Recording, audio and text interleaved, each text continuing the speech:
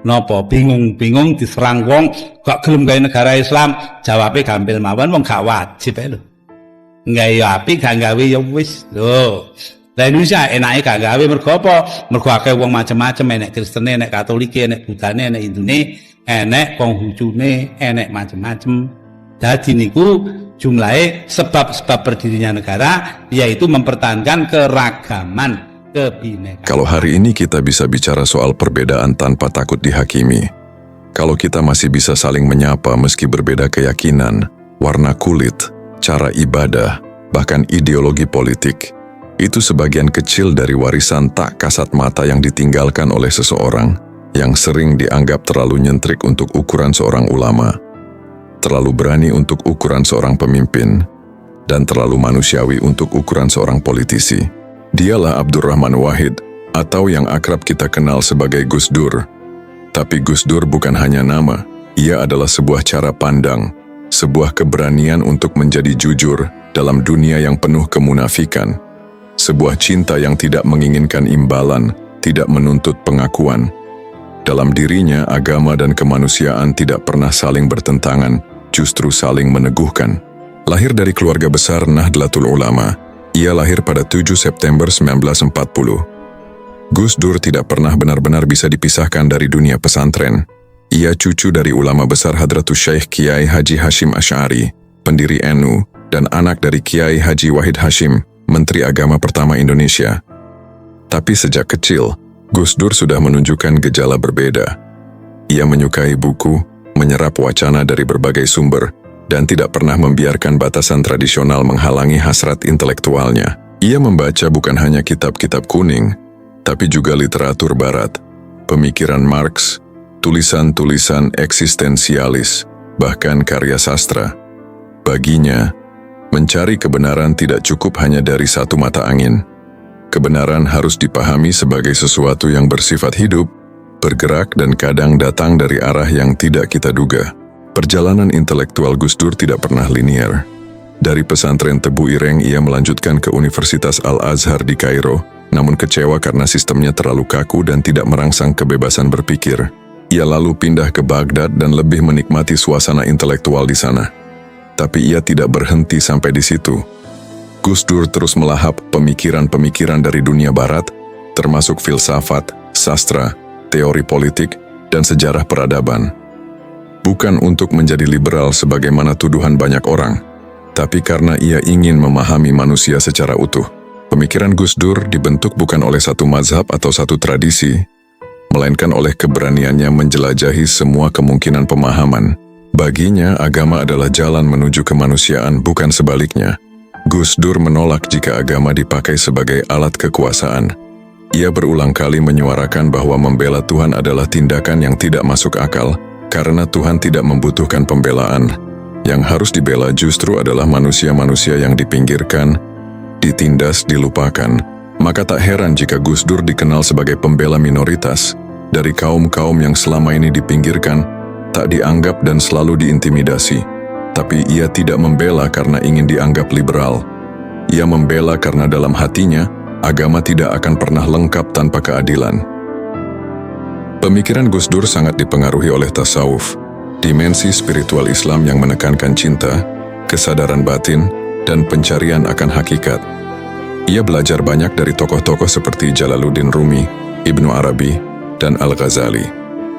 Dari sana, Gus Dur memahami bahwa menjadi religius bukan soal simbol atau aturan kaku, melainkan bagaimana seseorang bisa menghadirkan kasih dan kedamaian dalam setiap geraknya. Ia menolak fanatisme, menolak fundamentalisme, dan bahkan tidak segan mengkritik kelompok-kelompok Islam yang mengklaim paling benar. Dalam pandangannya, Tuhan terlalu besar untuk dipaksa masuk dalam satu tafsir. Ketika menjadi Presiden keempat Republik Indonesia, Gus Dur membawa semua nilai itu ke dalam ruang politik yang sempit dan penuh intrik.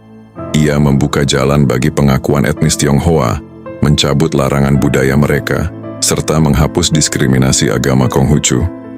Ia memperjuangkan demokrasi, melindungi kebebasan pers, dan memberi ruang dialog antar agama. Tapi semua itu tidak datang tanpa harga.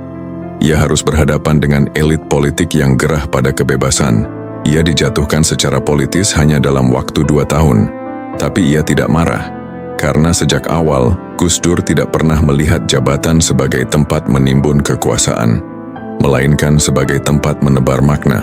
Setelah tidak lagi menjabat, Gus Dur tetap melanglang buana, menjadi juru damai di berbagai konflik horizontal, mendatangi komunitas-komunitas kecil yang terusir dari kampungnya sendiri, dan menulis tentang Indonesia dengan suara hati yang tulus. Ia tahu bahwa pekerjaannya tidak selesai hanya karena ia bukan presiden lagi. Justru setelah itu, ia merasa lebih bebas menyampaikan apa yang ia yakini, meski banyak yang mencibir, mencemooh, bahkan mengkhianati. Gus Dur tidak pernah kehilangan arah karena kompas moralnya selalu tertanam dalam kemanusiaan di atas segala-galanya. Dan dalam dunia yang semakin bising ini, dengan agama yang semakin kehilangan wajah kasihnya, dengan politik yang semakin kehilangan etika, dan dengan masyarakat yang mudah menghakimi, kita semakin menyadari bahwa pemikiran Gus Dur bukan hanya relevan, tapi makin dibutuhkan. Kita butuh cara pandang yang menyejukkan, bukan membakar. Kita butuh keberanian untuk memanusiakan manusia. Dan kita butuh pemimpin yang bisa tertawa dalam luka, seperti Gus Dur. Gus Dur adalah contoh nyata bahwa cinta tidak harus keras, bahwa keberanian tidak harus meledak-ledak, bahwa kekuatan bisa datang dari kelenturan, bukan kekakuan. Ia adalah bukti bahwa keilmuan bisa bersanding dengan kejenakaan, bahwa intelektual bisa berjalan seiring dengan spiritualitas, dan bahwa humor bisa menjadi senjata paling tajam dalam melawan kebodohan yang sistemik. Ia menjadikan hidupnya sebagai panggung bagi nilai, bukan bagi citra. Dan itu, di zaman sekarang, adalah kemewahan yang langka. Jika kita ingin mengenang Gus Dur, jangan cukup dengan menaruh fotonya di dinding atau menuliskan kutipannya di media sosial. Mengenang Gus Dur berarti melanjutkan nyalanya, memelihara semangatnya, menjadi jembatan bagi yang terpinggirkan, menjadi ruang aman bagi mereka yang ketakutan, dan menjadi suara bagi mereka yang dibungkam. Karena Gus Dur tidak pernah benar-benar pergi. Ia hidup dalam keberanian siapapun yang memilih berdiri di tengah badai dan tetap memeluk, alih-alih memukul. Warisan terbesar Gus Dur bukanlah kebijakan atau pidatonya, melainkan hatinya. Hati yang lapang untuk semua, bahkan bagi mereka yang menentangnya. Ia telah menunjukkan bahwa untuk mencintai Indonesia, kita harus mencintai manusianya dulu. Dan untuk mencintai manusia, kita harus bersedia duduk bersama mereka, mendengar cerita mereka, dan menahan ego kita sendiri. Jika hari ini kita masih bisa berdiri dalam kebebasan dan keberagaman, maka kita berutang pada seseorang yang pernah berkata, "Tidak penting apa agamamu, yang penting adalah apakah kamu bisa berbuat baik kepada sesama manusia." Gus Dur bukan hanya tokoh, ia adalah wajah dari nurani yang menolak tunduk pada kepalsuan, suara dari kesunyian yang lama dibungkam, dan cahaya kecil yang tetap menyala saat dunia gelap gulita. Kita mungkin tak akan menemukan sosok seperti dia lagi, yang bisa mencintai semua orang tanpa syarat, yang bisa memaafkan bahkan ketika dikhianati, dan yang bisa tertawa di tengah luka paling dalam. Tapi jika satu nilai saja dari dirinya bisa tumbuh dalam diri kita, maka bangsa ini masih punya harapan. Karena Gus Dur tidak ingin dikenang, ia ingin diteruskan.